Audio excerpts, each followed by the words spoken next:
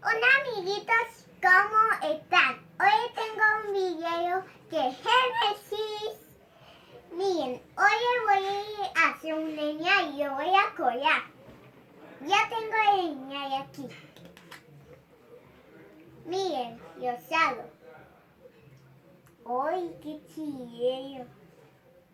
Un rosado medio oscuro, ¿va? ¿Verdad que sí? Y miren, aquí tengo todo, un trofeo, un cabello, muchos zapatitos,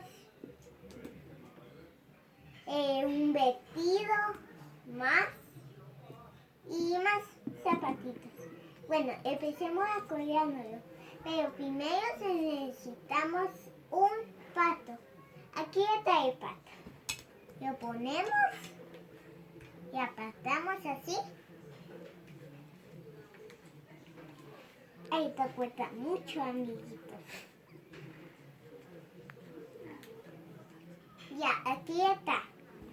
Ahora acá y lo apoyamos. Pero como Génesis, ojo con las manos, no le da la cabeza. Y la cabeza, amiguitos. Bueno, ya, le voy a poner aquí tengo más zapatitos.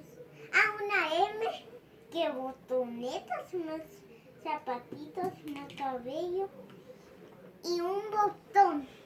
Bueno, yo voy a empezar poniendo el botón. ¿Ven? Ya. Ahora que más, este cabello. No, la M. Miren, ahí. Le voy a poner el cabello. Ahí. Bueno, no queda muy bien. Le voy a poner un vestido rojo. Y le voy a poner, ¿saben qué más? Este zapato verde. Aquí. Miren cómo lo quedó. Pesoso, ¿verdad?